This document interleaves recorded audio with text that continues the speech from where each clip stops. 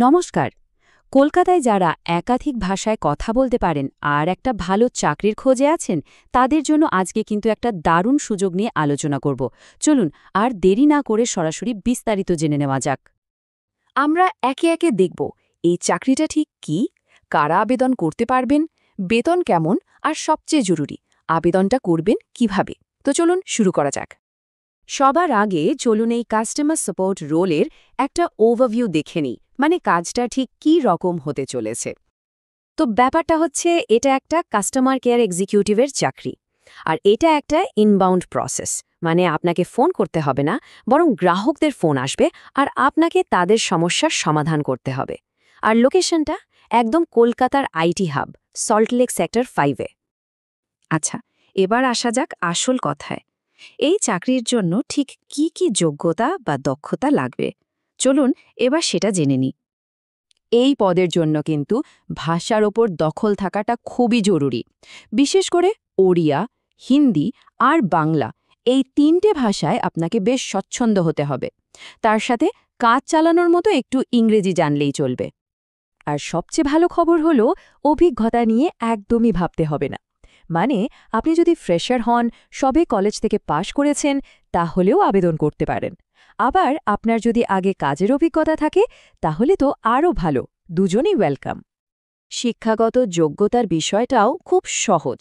আপনার যদি অন্তত হায়ার সেকেন্ডারি বা উচ্চ মাধ্যমিক পাশ করা থাকে, তাহলেই আপনি এই পদের জন্য আবেদন করার যোগ্য।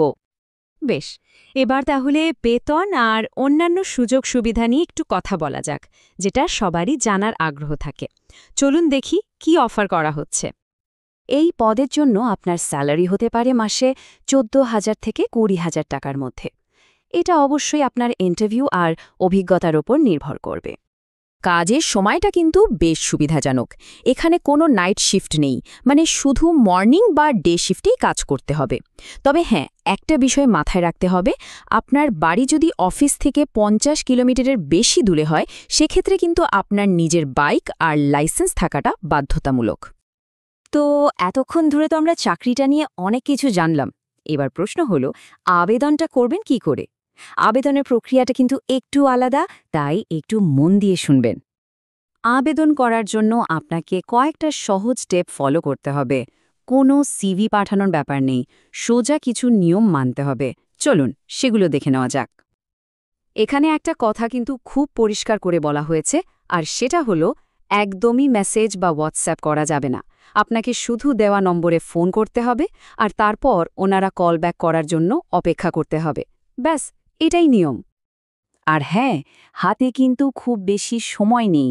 আবেদন করার শেষ তারিখ হলো আগামী শনিবার, তাই দেরি না করে তাড়াতাড়ি আবেদন করে ফেলুন। আরও একটা গুরুত্বপূর্ণ বিষয় হলো, এই চাকরির আবেদনের জন্য আপনাকে কোনো টাকা পয়সা দিতে হবে না। এটা সম্পূর্ণ বিনামূল্যে। আর আপনার সিলেকশন হবে শুধুমাত্র যোগ্যতার ভিত্তিতে। এখানে অন্য কোনো বিষয় দেখা হবে না।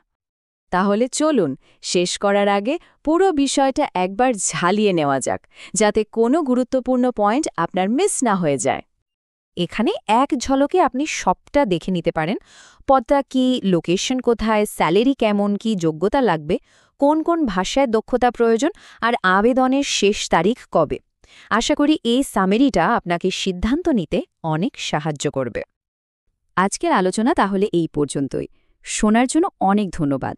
যদি এই তথ্যগুলো আপনার কোনো কাজে লেগে থাকে বা সহায়ক বলে মনে হয়, তাহলে অবশ্যই নিচে কমেন্ট করে জানাবেন, আপনার বন্ধুদের সাথে শেয়ার করবেন, আর চ্যানেলটি সাবস্ক্রাইব করতে ভুলবেন না।